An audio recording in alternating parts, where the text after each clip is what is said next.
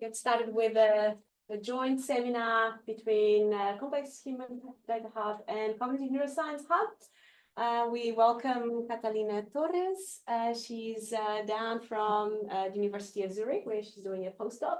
She's a language researcher and a linguist. Is that right? Yeah, that's right. Actually, the same thing. Maybe they are different things. She did her PhD in Melbourne in 2021. Has since gone to Zurich and is now visiting Australia for a number of conferences. And so it's quite lucky that we have her for a few weeks to in Melbourne to reconnect with other Melbourne researchers. So thank you so much for coming and looking forward to your talk. Please take it away. Thanks.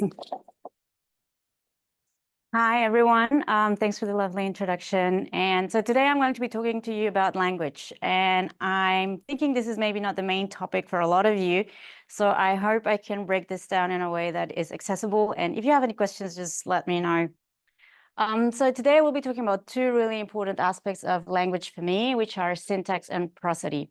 So they are two different levels in language structure. And, oh, nope. Sorry for that. Okay.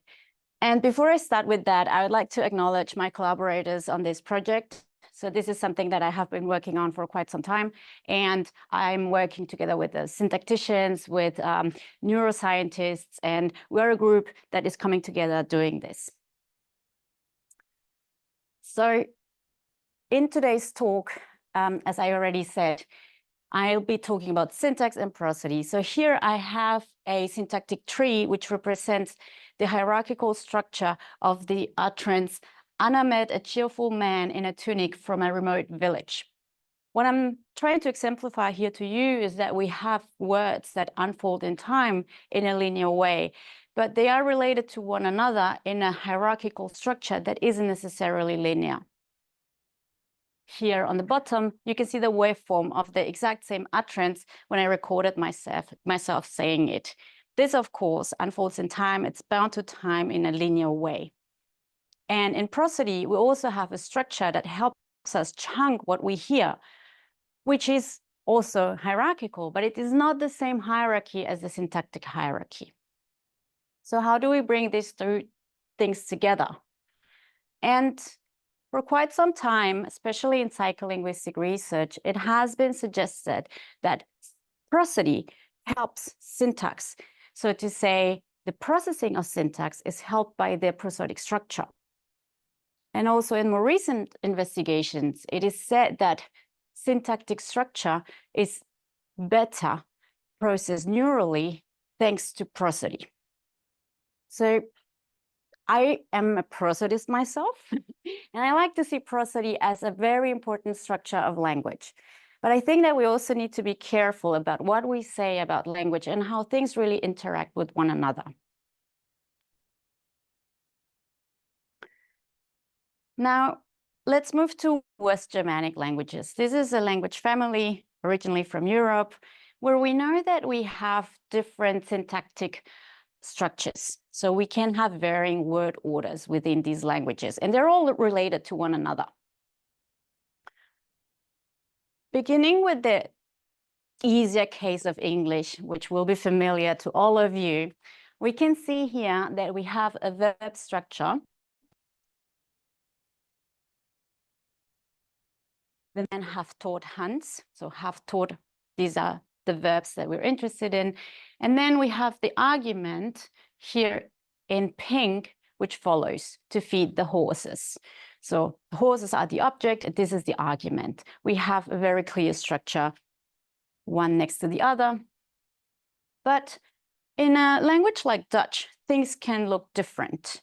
So here we have the utterance, "De mannen hebben Hans de paarden leren voeren," where we have the two verbs being separate, have and teach, and the argument is also separate. And actually, if we look at how these things connect to one another, what we call dependencies, we see that they cross each other.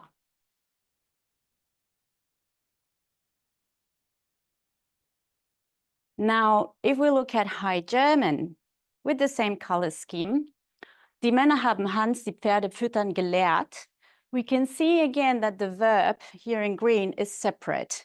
Have and teaching are really far away from one another, and embedded within this, we have the nested argument, the horses, the feeding of the horses. So we call this a nested structure. These types of dependencies, especially the Dutch crossed ones, have been particularly relevant for formal language theory. So in formal language theory, the Chomskyan hierarchy, it is said that these cross dependencies are computationally more complex because they require a different kind of grammar that makes it more difficult to be describable, a context-free grammar. Now, when Chomsky wrote about these languages in the 50s, this was done in a very abstract way. So when he used the word complexity, no intention was provided about him making predictions about human behavior or what this could mean cognitively. And I'm really agnostic as to what that could mean right now. But other people, other researchers have been interested in looking at this from a more cognitive way, trying to bring together what could be complexity in terms of cognitive processing. And in this particular study, the Silva et al. From 23, they conducted an artificial language experiment where they gave participants different structures containing the crossed ones, and they tested how well they learned these structures. So I don't know if you're familiar with artificial language experiments, but these tend to be very simple, reduced grammars. That means this isn't a real language. It's just a set of elements. In this case, it was letters, and different orders of letters were taught to the participants. And in this experiment, they could confirm that there was greater difficulty for the participants in processing the cross dependencies. Now, one thing that I would like to point out about this study is that this, for me, really shows is how second language learners deal with a structure they're not familiar with. Because in this study, they were testing Portuguese speakers. So they would be familiar with the adjoint structures, which are way more prevalent and the most common one in the language, whereas the cross structures don't really exist or are extremely rare. Now, as it just happens to be the case, these cross dependencies are very rare cross-linguistically. They're just attested for now in Dutch and Swiss German.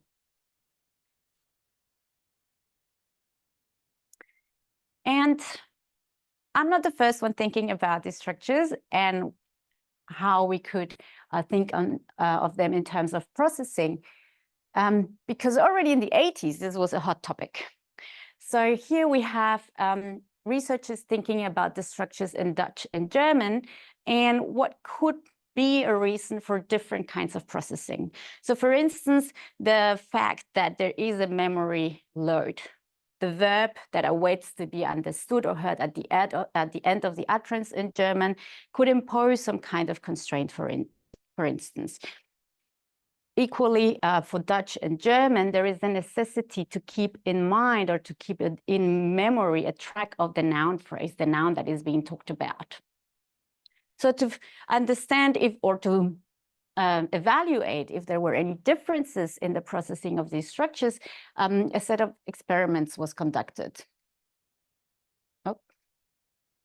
So one of the things that Bach and colleagues were interested in was just finding out if listeners of these languages perceive these structures as being more difficult or more easy to comprehend. I'm sorry, I am out of here again.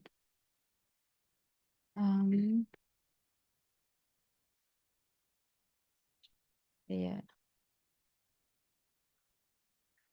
So they created a set of different utterances, which they recorded acoustically, and they gave them to their participants and played them. They had different levels of embedding, making them more complex, really up to a level where they were really complex.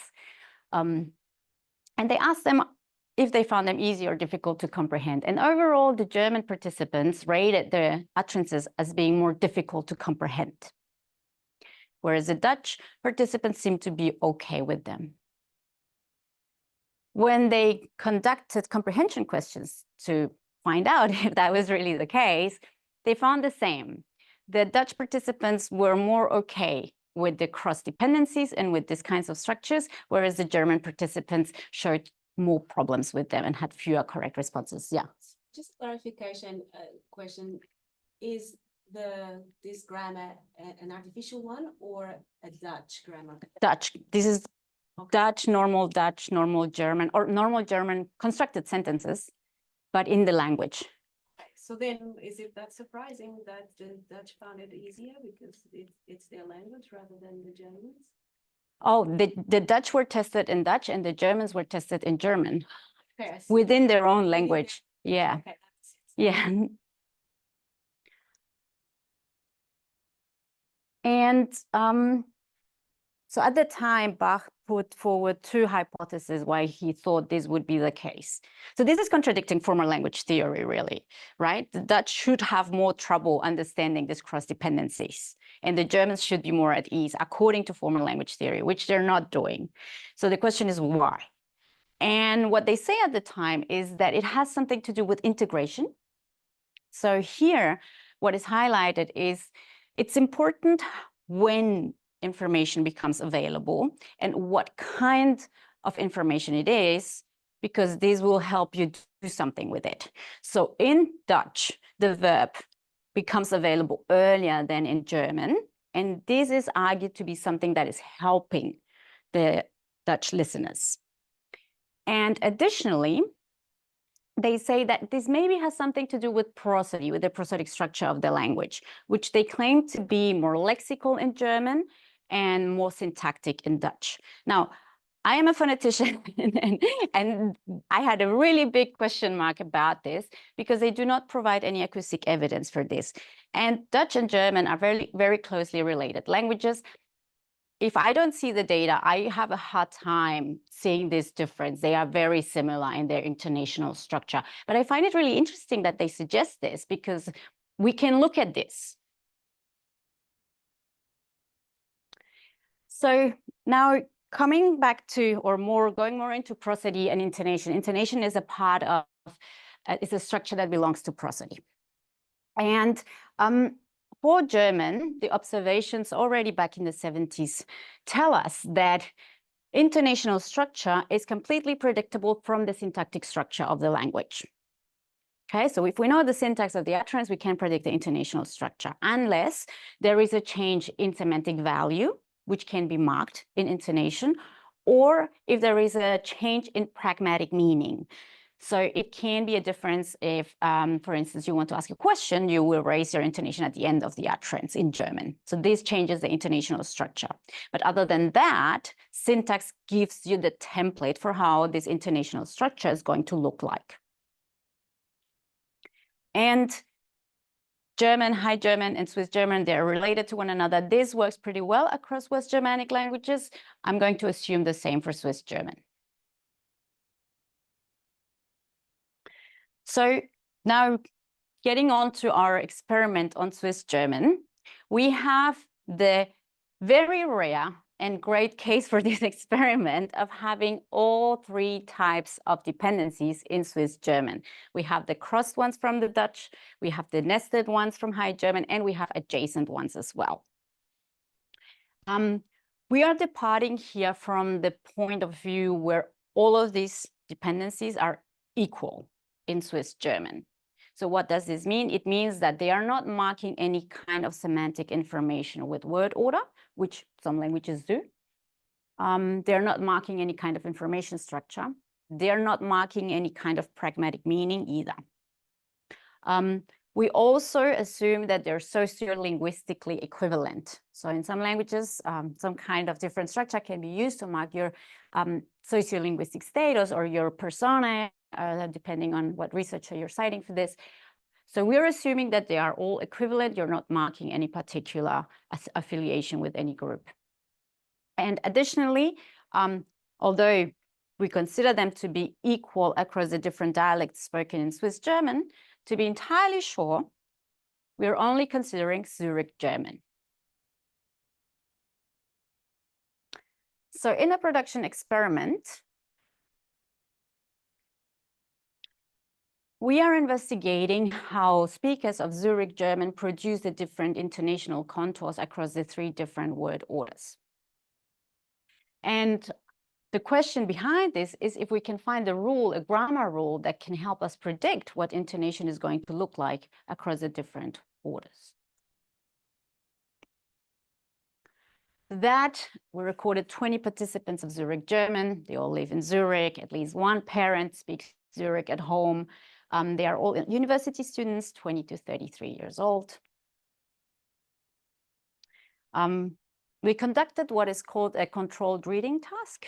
So this means we prepare the materials for the experiment, we give them to the participants, and they're recorded while reading them aloud. This is because we want them just to speak, to articulate. We're interested in their speech production. We don't want them to be confused by producing different kinds of word orders, which can happen. And as a phonetician, of course, I had a strong emphasis on constructing materials that will be suitable for acoustic analysis, in particular of the fundamental frequency, meaning that we have mostly sonorant segments. And I also constructed sentences of different lengths to check if this could have an influence. So speech rate and utterance length are known to be also potential influences on how we speak, because we need to structure the speech that we utter. So this is also taken into consideration. So just to recall the 3 structures that we're interested in, at the top, we have the crossed ones, das Maria, en mano, en ring will ge. Then number 2 is the nested one, where we have the exact same meaning, just a different word order. We have the nested structure. And then at the bottom, we have the adjoined one, which again, same meaning. It's just a different word order.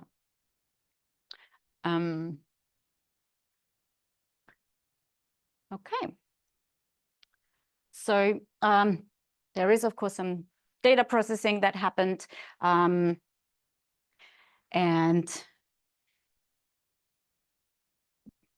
I think I won't bore you too much with this.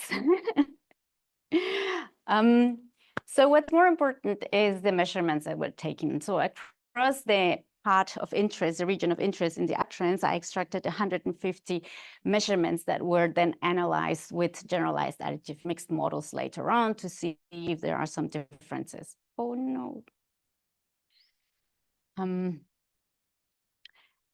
And of course, everything was done in a very careful way to make sure that we wouldn't have any noise in the data that is making us have different results that aren't actually according to intonation, but something else. I used, as I already said, generalized additive mixed models for this, and I'm looking at the different contrasts that were included in the experiment, having speech rate as a random effect, having also the number of syllables as a random effect, and having smooths over this. Okay, so let's have a look at the results.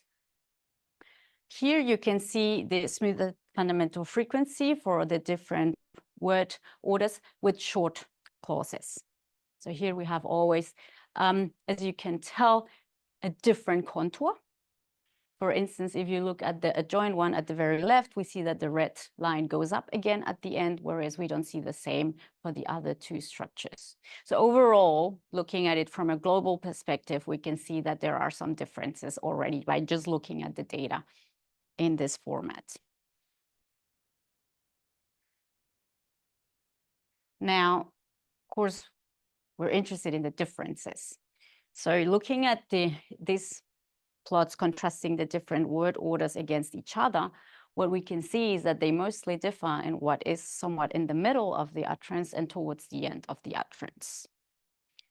But this is the whole utterance, right? So what is it that is causing this difference between these structures? Well, one thing that is very clear when you look at the spectrograms and you look at the fundamental frequency in the raw data is that we always have words that are de-accented and we have words which are accented. So de-accented one is highlighted here in this black box. This is the modal or the auxiliary, however you want to call it. So here we have kind of a flat contour. Everything which is information that could be considered new. So this is the object and the verb carrying the newer information or the less predictable information. They carry a pitch accent. The pitch accent is a low, high rising tone. So something like here, low rising. All right. So depending on how you want to look at this, either it's because the auxiliary is the accenter, or it is because the object and the verb are carrying pitch accents. However you want to look at this, it is predictable. That's the important bit of information. One of them is the accented. The two other ones carry a pitch accent. Okay. So we find that the intonational contours pattern differently across the different word orders. We can say, and this was what I evaluated statistically, that this is also valid across the short and long utterances. So in any case, if the utterance becomes longer, this is still the case. We will find the same intonational structure or underlying structure. We find that the verb one, the one that is more predictable, doesn't carry a pitch accent, and the other verb, the verb two, and the object carry pitch accents. So this aligns quite well with our hypothesized syntactic rule, which is giving us information about the intonational structure. The rule says what's more predictable is the accented, and what you cannot predict so well has a pitch accent. Okay, so after this, we conducted a perception experiment, and here we test how well our participants deal with this. For this, we had 180 unique utterances that were played to the participants. We constructed completely new utterances because in this case, we were interested in having speech material that isn't marked semantically or that is equally well comprehensible. So we conducted a norming study with 50 Zurich German listeners to make sure that this is the case, and we recorded a professional Zurich German speaker. After every stimulus sentence, we asked for a comprehension question to make sure our participants were paying attention.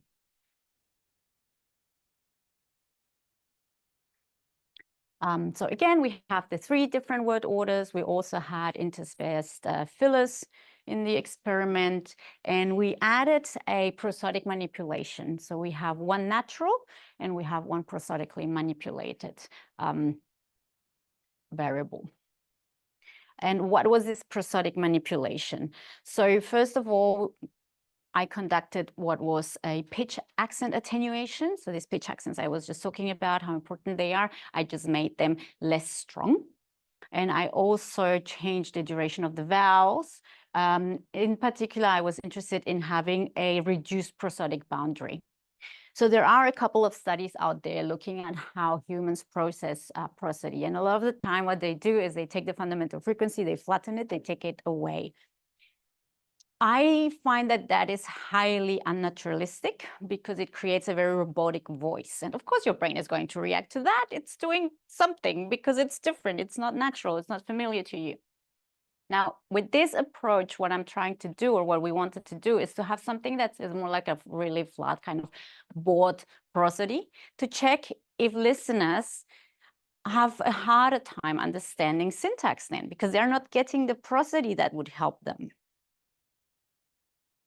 And this is how this looks like then. If you look at the spectrograms at the top, there is a natural prosody. You see on the object and the verb two, the low high rising tones very clearly.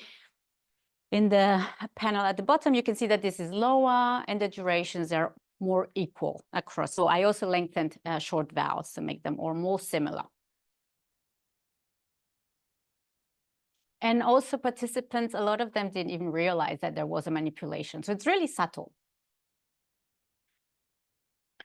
So some details about the experiment. We used psychopy for days, and we recorded with brain products using 64 channels.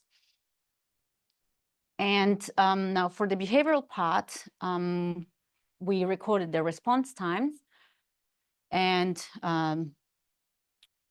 we want to see, first of all, behaviorally, if there is some evidence for the naturalistic prosody helping listeners in processing the syntactic structure.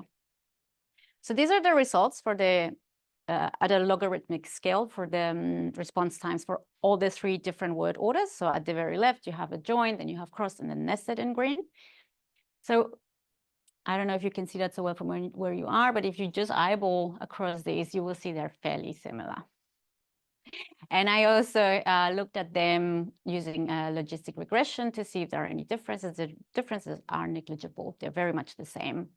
So they are performing equally well across all the different word orders. Now, what about prosody? Can we see maybe a difference here? On the left, we have the prosodically manipulated condition. On the right, the natural prosody. And we also have all the different word orders. And you can see that they overlap pretty much entirely. So our participants didn't really benefit from the naturalistic prosody. It's, again, the results show that they are negligible. They're really small, the differences, yeah. Tasks. Is response time to what? So they heard the sentence like the one that Maria wanted to give Manu a ring. And then the question would be something like, did Maria want to give Manu a ring or something else? And the response had to be yes or no. So it could be, we were testing on them really paying attention to the content. Yeah, and the response was always binary, just, yeah.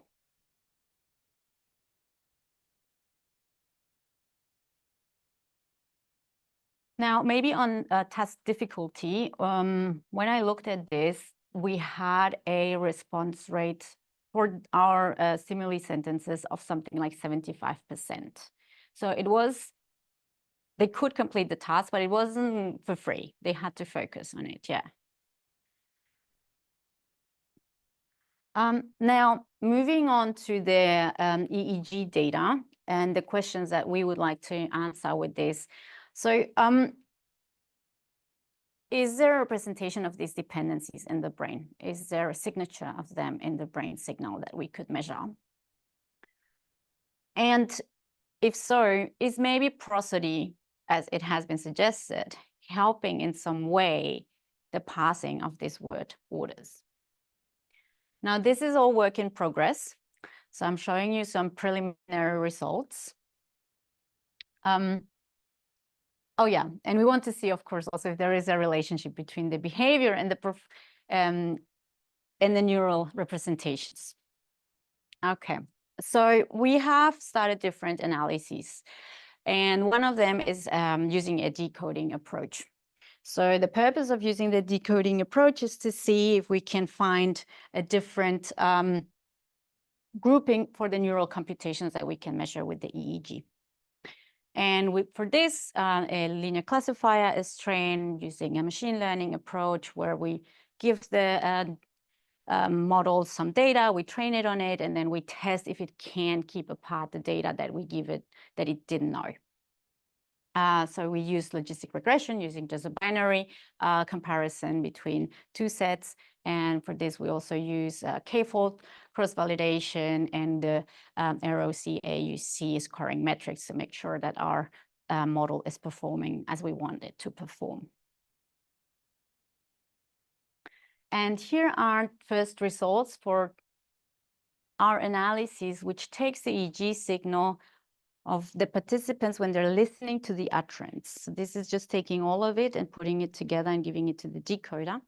And on the left, you can see the decoding for the syntactic or the word order. And I don't know if you can see the numbers very well because they seem to be a bit small, but so here is 50. This is chance level. And you can tell the decoder is not performing at chance level. It's actually below.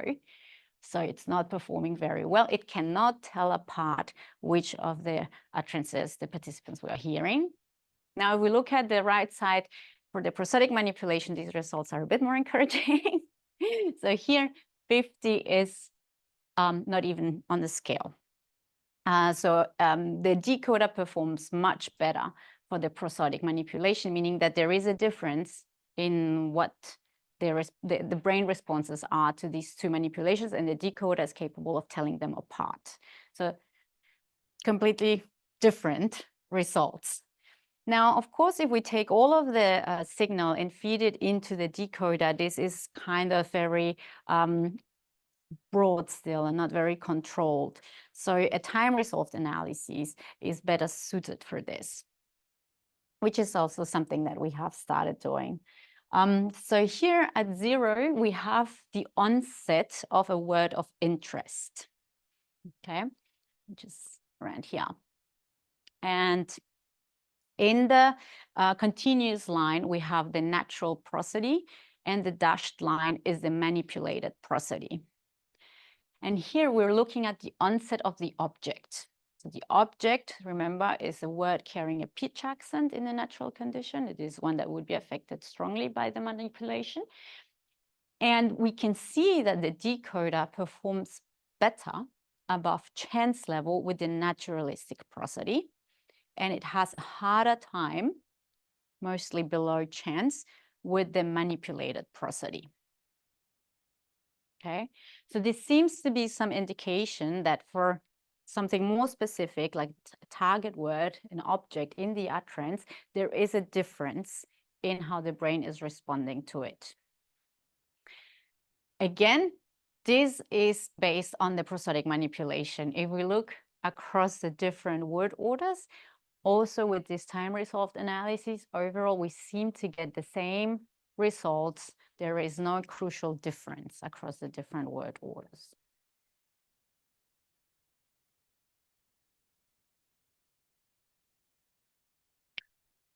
So in summary, we find that there is no behavioral difference in response time for the different verb classes.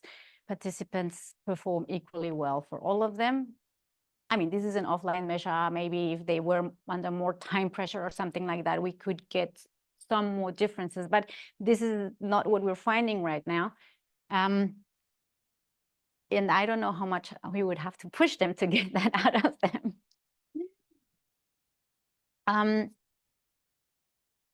So yeah, in contrast to what has been suggested by other studies, that we don't really see any support of prosody here, helping the participants process the syntactic structures better. So we don't see an enhancement through prosody, not at the behavioral level, and also not at the neurological level. So we don't find any evidence of anything suggesting a more complex computations in sentence processing by humans who are familiar with these structures in their own language. So linguistic processing. And this all aligns very well with our assumed unmarked word levels or word verb cluster levels, because if they are all equal, that also includes that they will be equally well processed.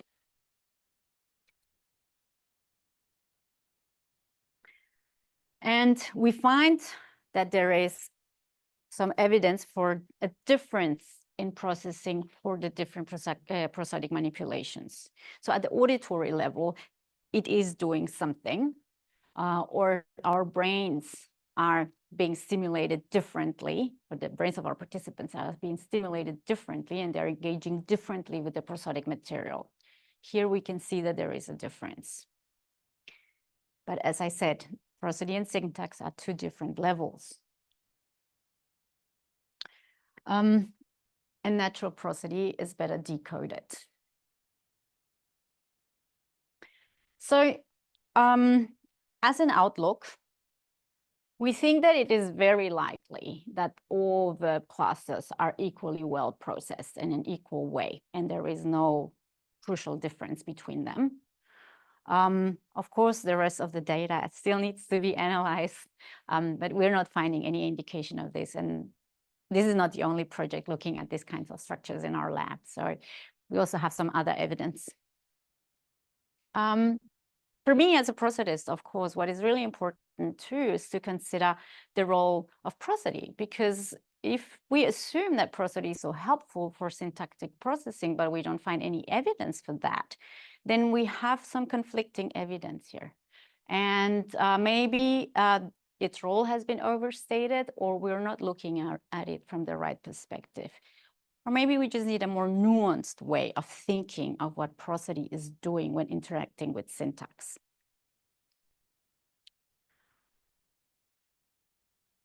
And that's it. Thank you.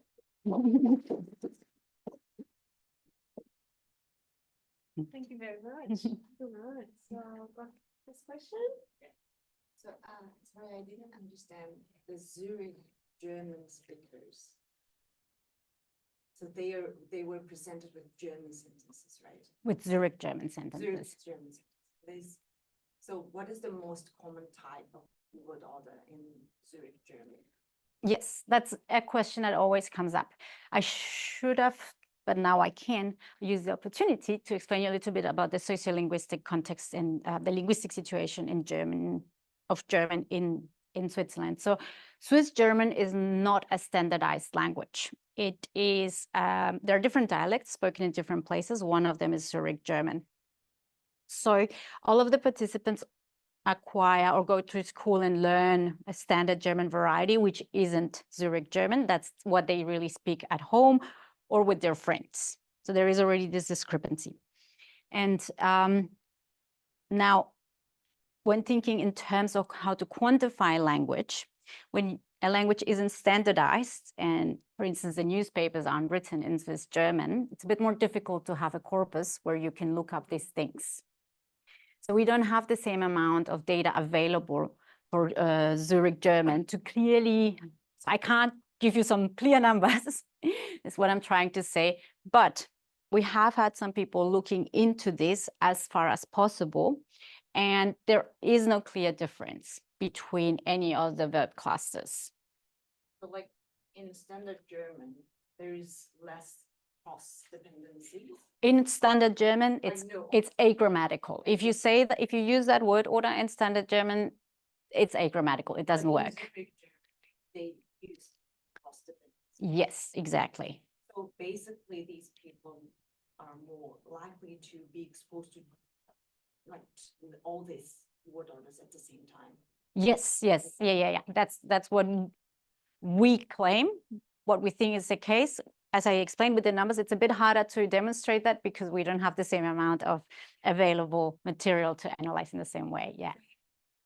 Like linguistically, these cross dependencies are very rare. Yeah. So are you referring to all like thousands of languages, or were you referring to more like Indo-European example? No, we're referring to all of the languages that we know about, but thank you for pointing that out. Our knowledge is limited. So there are only so many languages that have been described to that level of detail.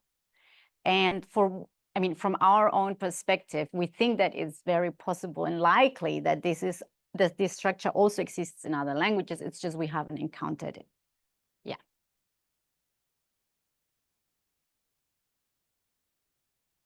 Maybe a follow-up question to that one is, so you said that maybe the three verb cluster types are sort of roughly equally probable in Zurich German, but are they equally probable for any given utterance? So if is it predictable what kind of verb cluster somebody would choose? If you ask me to say a particular sentence and I have these three cluster types to choose from, will I randomly choose one of the three, or will I particularly choose one of the three depending on the content of the utterance? So my spontaneous answer to that is yes, they would be equally likely to occur. But to do this in a more scientific way, we're working together with someone from computational linguistics to get a large language model from Swiss German, where we can actually look at some more informative values that we can use for our statistical analyses also. So we did this for the intonational data study, the first one, and it didn't yield any positive results. Now you can measure different things, right? You can look at surprisal, you can look at transitional probabilities, you can measure these transitional probabilities in different ways as well. So this is something that we're looking into. And for the first study, as I said, our first attempt to do that didn't yield any significant result, but maybe for the other study it does.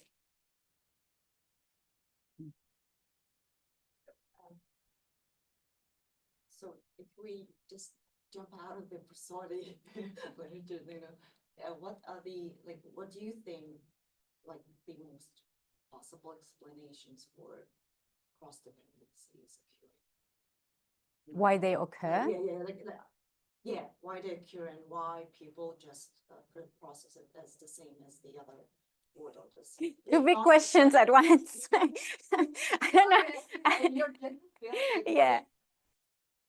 So for the first one, as why they occur, so in comparison to, say, for instance, English, in German, we have a very active use of case marking. So case marking is something that helps you or supports a more free word order. You're free to move your words around. You can indicate through case, you know, what the relationship really is. So this is something that is already present in the language. And these verb classes, they occur in a subset of utterances, mostly in subordinate utterances. So they are not across the whole language system. They're just in one part of the language system. Subordinate clauses. So they are, in a way, predictable to some degree because they only occur within this context.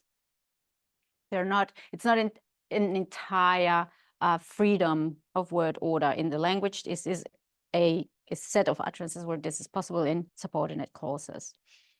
And why this is possible?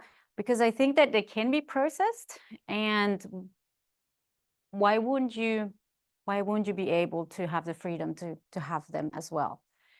And what was the second question? Other than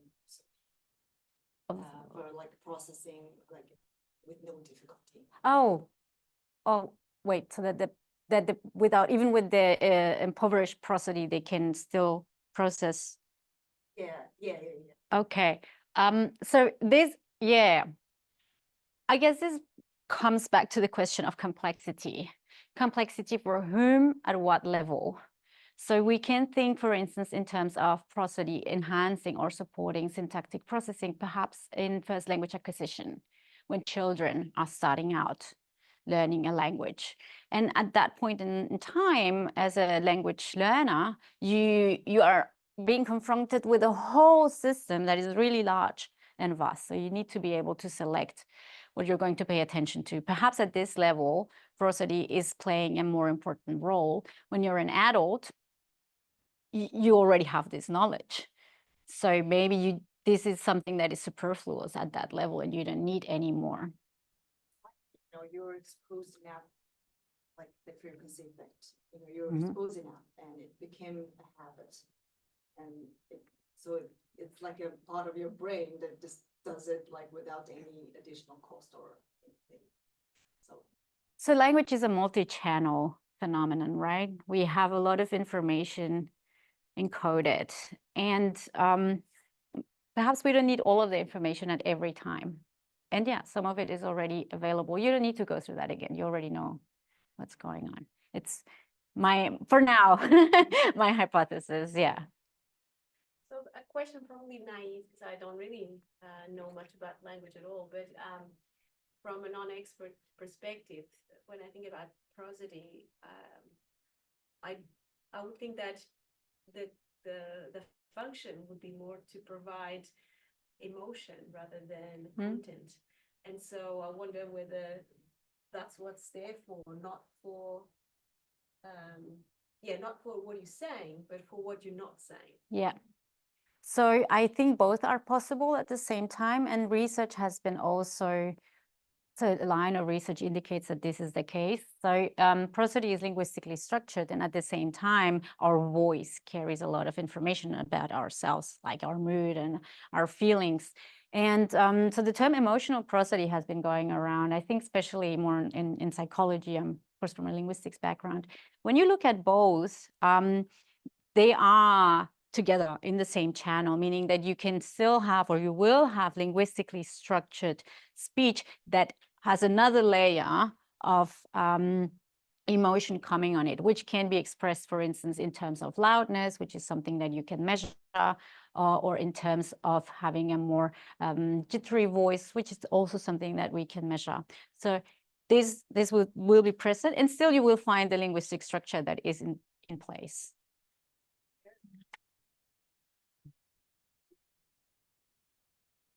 What another question? which I was confused about. When you applied the decoding and you saw that prosody helped the accuracy, I was confused. What were the features that you put into your decoder and what were you decoding? Oh, yes. So we are using all of the channels from the EEG. And so some pre-processing is also conducted with this to remove all of the artifacts, eye artifacts and so eye movement artifacts and that kind of thing. We were selecting epochs that were from the onset of the utterance that the participants were hearing towards the end. They're not equally long, so there is some variability, but the epochs are all equally long. And what are What are you trying to predict? It was important to me. Oh, yeah. So we would give the decoder this information and we would tell the decoder, okay, can we find binary distinction? And with that, we would mean the prosodic manipulated or unmanipulated one. And that's basically what we want. Between two classes. Are there two classes present in, can you decode two different signals that are equivalent in this, in the epochs that we gave the decoder?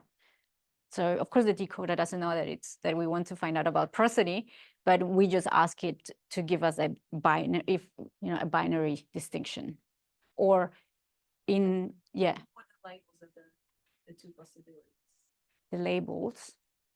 The binary. We might maybe I'm missing the point here. Yeah, maybe I'm not understanding the question.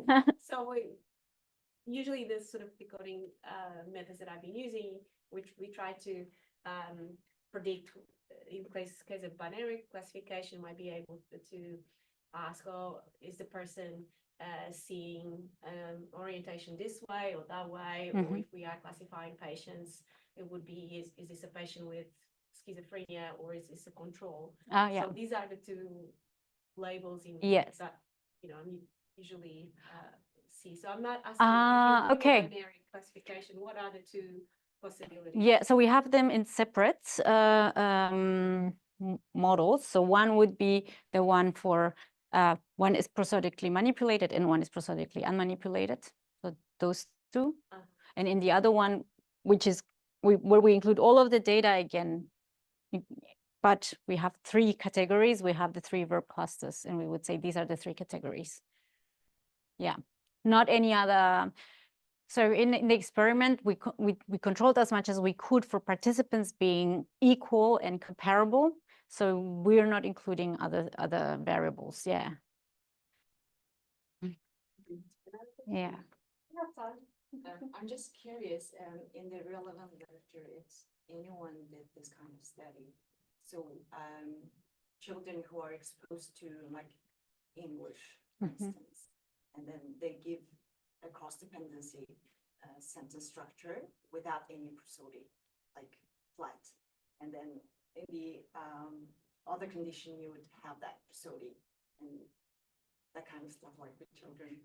Yeah, that would be something to try out with children. We don't know how they acquire these different word orders. So like no one has done it? Not that I would know about, no. No. So the other study that we have in the lab is looking at language planning. So this was an experiment where participants were given images and they were asked to construct different utterances according to the images, and then they would produce these different word orders. And we didn't, so far in the behavioral data, there is also no evidence for one over the other being preferred or kind of easier, or, where participants would have started speaking faster. Data is also still being analyzed, but these are all university students. So highly proficient participants. Yeah, they always perform really well. Yeah. But that would be something interesting to do, yeah. Yeah, I wonder also, going back to your previous comment about the difficulty, although your difficulty was at 75, which is not ceiling, so that's fine. But yeah, if for children the difficulty would be larger, maybe you might be able to see the differences that you were looking for. Yeah, if there is one, yeah. Yeah. similar question is, you mentioned that there are some transformations of prosody people do that make the voice sound like kind of robotic. Yeah. You had done so those more dramatic manipulations of prosody. Do you think you might have seen some behavioural differences, or would you expect to see something similar? Yeah, this is a question that I get from phoneticians. So you can't do that. I could place pitch accents on words that would be expected. But then I would be changing the information structure of the utterance. So I would be conveying different information, and I would be testing syntax. And I'm sure I would get a result, because that really throws people off. But then we're not answering the question. Yeah, you can do, I mean, there are different manipulations that you can do, and people will be surprised if you change the meaning, really, which you can do with prosody, but that's not what we want to do here. Yeah.